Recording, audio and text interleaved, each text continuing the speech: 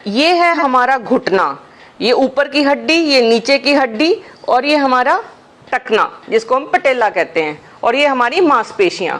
100 साल तक इस घुटने में दर्द नहीं होगा यदि आप फॉलो करेंगे वो 6 स्टेप्स जो मैं आज आपको बताने वाली हूँ। वो 6 स्टेप्स में ये जो हमारा छोटा सा घुटना है, अगर इसमें हम इसके ऊपर इतना बड़ा वजन डालेंगे तो डेफिनेटली इसमें दर्द होगा। तो पहला स्टेप है वजन कम करिए। बैठिए। अब आप कहेंगे कि बहुत छोटी उम्र में भी आजकल बिना पतली लड़कियों को भी लड़कों को भी सबको घुटनों में दर्द हो रहा है। उस घुटने के दर्द का कारण है वो है हमारा खान पान। हमारे खान पान में कुछ चीज़ें ऐसी हैं जो सोजिश पैदा करती हैं। जब वो सोजिश पैदा करती हैं उनकी यहाँ पे डेपोजिशन हो जाती है, वो यहाँ पे जमा हो जाती हैं।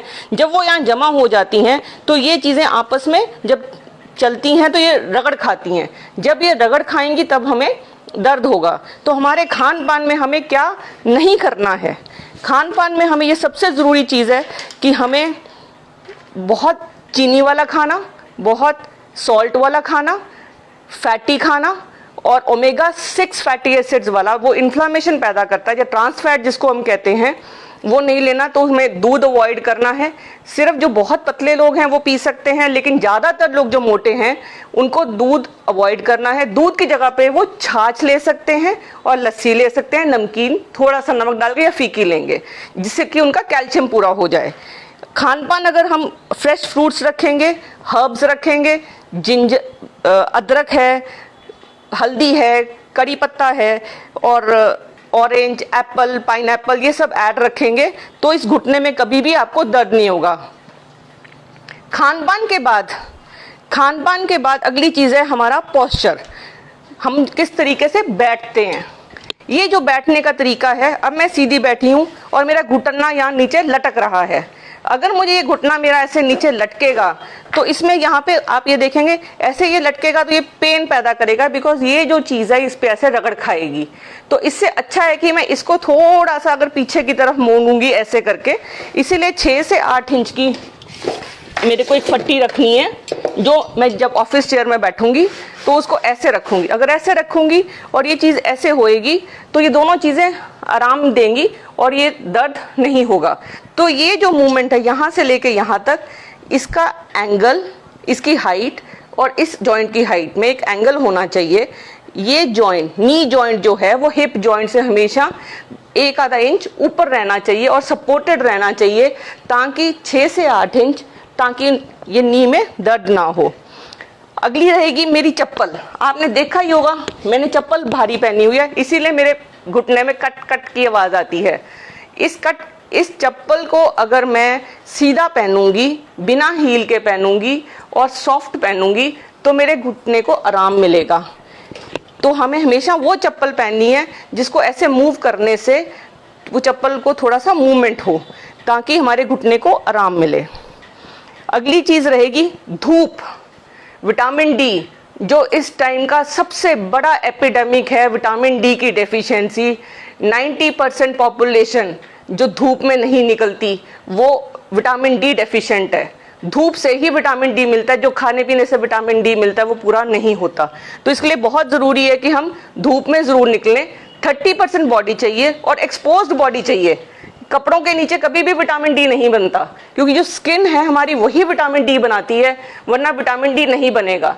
हम पहले साड़ियाँ पहनते थे, धोतियाँ पहनते थे, तो हमें विटामिन डी थोड़ा बहुत मिलता था, लेकिन अब तो हम पूरे पूरे कवर्ड कपड़े पहनते हैं और अंदर रहते हैं, तो हमें विटामिन डी नहीं मिलता। ये हुआ हमारे 5 स्टेप्स। अब फाइनली जो हमारी चीज़, जो रामबाण है घुटने के दर्द को ठीक करने के लिए, और हमेशा जब हम ऑफिस में बैठे हैं, जब हम कहते हैं हमारे पास समय नहीं है, हमें सिर्फ दिमाग में ये रखना है कि मुझे अपना घुटना ठीक रखना है। तो उसके लिए मैं आपको 4 व्यायाम बताऊंगी, 4 एक्सरसाइजेज, बड़ी सिंपल, इतनी सिंपल कि कोई बच्चा भी कर लेगा। जब वो स्कूल में भी बैठा होगा, अगर उसको लगता है कि मेरे घुटने में दर्द हो रही है तो वो फॉलो करेगा, तो उसको ये दर्द ठीक हो जाएगी। पहली एक्सरसाइज रहेगी कि पैर को बड़े प्यार से ऊपर की तरफ लेके जाइए, इसको यहीं पर रोकिए, 1 से लेके 10 तक गिनती करिए और फिर बड़े प्यार से इसको नीचे रहिए। जो सबसे जरूरी बात है कि हमें बड़े प्यार से ये करना है, क्योंकि अगर हम ऐसे ऐसे करेंगे तो इससे तो रगड़े जाएगी, अगर वो रगड़ेंगे तो फिर हमारी दर्द बढ़ जाएगी और सोजिश भी बढ़ जाएगी।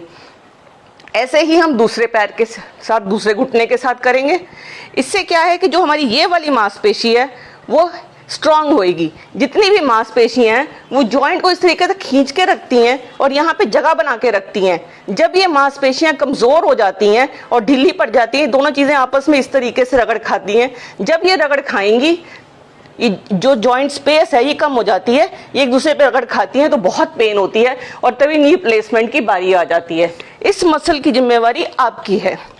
ये हुई पहली एक्सरसाइज। अगली एक्सरसाइज रहेगी, इस पैर को सीधा रखेंगे और केवल ऐसे ऐसे करेंगे। इससे जो पीछे वाले आपके मसल्स हैं, जो पीछे टांग के पीछे हैं, वो हेल्दी रहेंगे आपके। बस आपको ये भी 10 बार करना है यूं यूं करके, और मूवमेंट है आगे पीछे की, खींच के रखना है ऐसे दूसरे घुटने के साथ। फिर आएगी तीसरी एक्सरसाइज, एक फिस्ट मुट्ठी बनाएंगे। हमारे को कोई चीज की जरूरत नहीं है, सिर्फ हमारे हाथ ही काफी हैं। दोनों घुटनों के बीच में ऐसे रखेंगे और इसको खूब जोर से दबाएंगे। इससे जो हमारा जो बीच वाला मसल है, जो अंदर की तरफ जो मसल्स हैं, जो यहाँ पे जो मसल्स हैं, वो ठीक होंगे और स्ट्रांग हो जाएंगे।